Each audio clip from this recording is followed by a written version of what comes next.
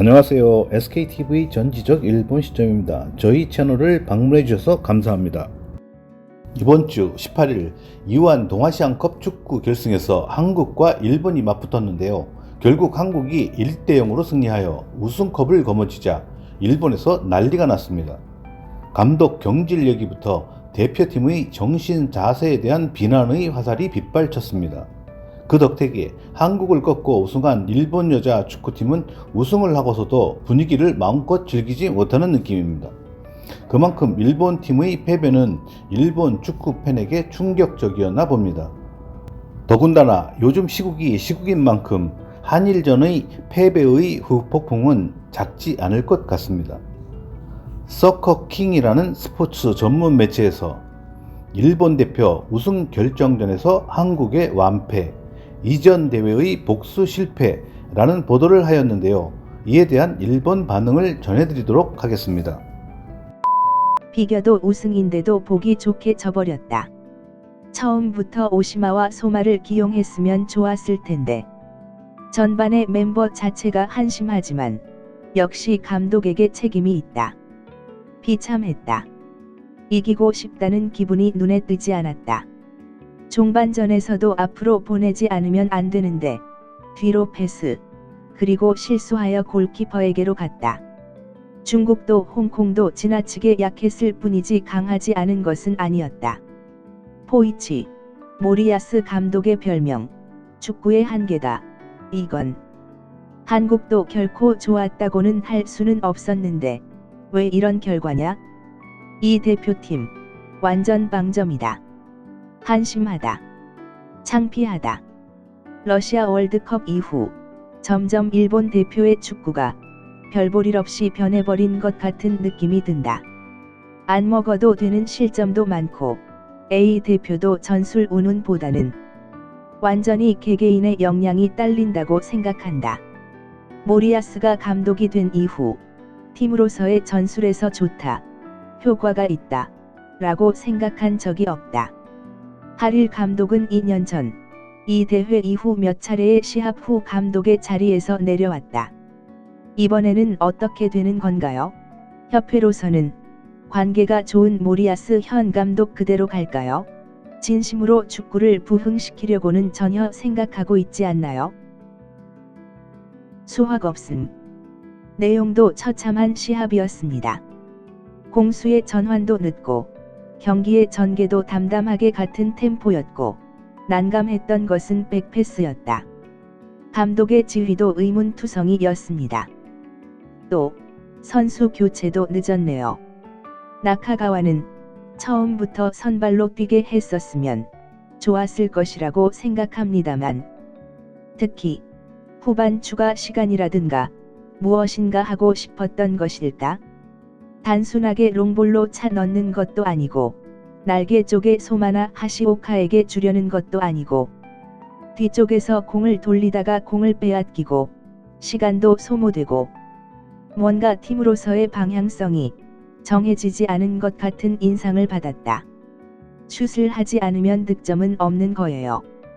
그리고 수비수가 제대로 갖춰져 있는 상태에서 우에다를 겨냥해서 크로스를 뛰어 올린다고 해도 바로 되돌려진다고요. 그건 애당초 슛을 때리지 않으니까 안타까운 장면도 거의 없어서 안달이 나서 죽을 뻔했다.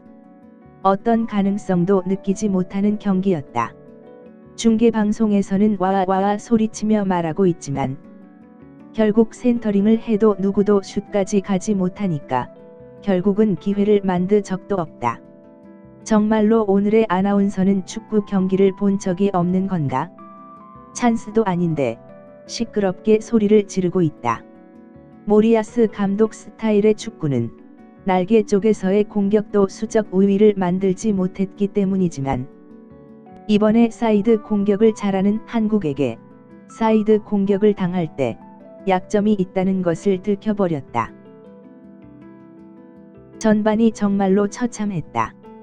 후반은 한국이 압박을 거의 하지 않았기 때문에 볼을 가질 수 있었지만 골의 냄새를 전혀 맡을 수가 없었다.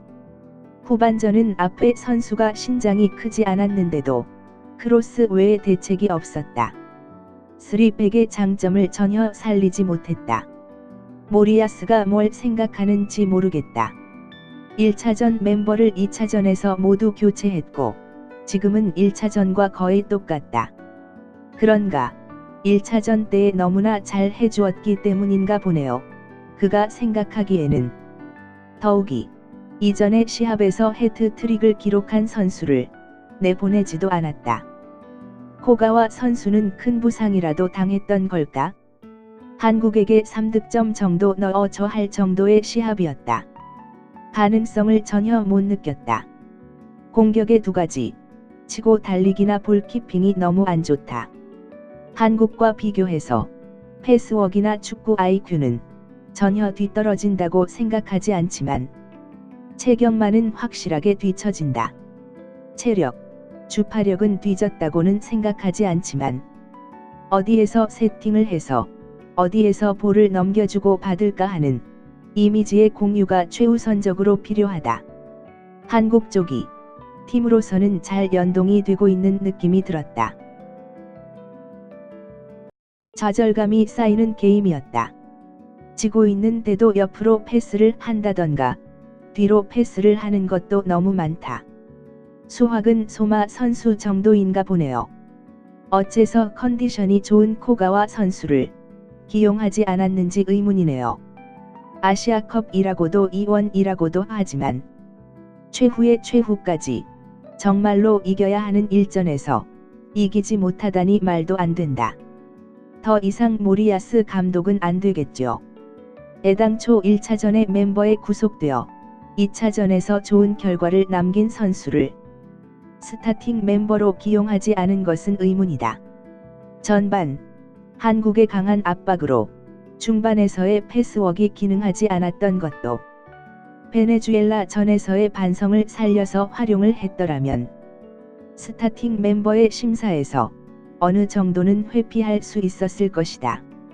특히 세 번째의 선수 교체에서 키 높이를 포기해서 웃음이 나왔다. 감독의 능력이 없는 것이 확실하게 보여졌다. 올림픽, 월드컵, 이대로라면 기대할 수가 없다. 선수의 피로감이라든가 전술이 몸에 배지 않았다든가 하는 것이 아니고 그냥 진 것이네요. 오랜 시간이 지났지만 아직도 모리아스 감독으로 좋다고 생각할 수 없다. 여기까지 일본 반응이었습니다. 아무리 규모가 작고 큰 관심을 끌지는 못하는 동아시안컵 축구 대회였지만 일본 사람들도 한국에 지는 것은 질색을 하는군요. 어쨌든 이번 2019년 동아시안컵 축구 한일전에서 승리를 하여 대회 3연패를 달성했다고 하니 기분이 배가 됩니다.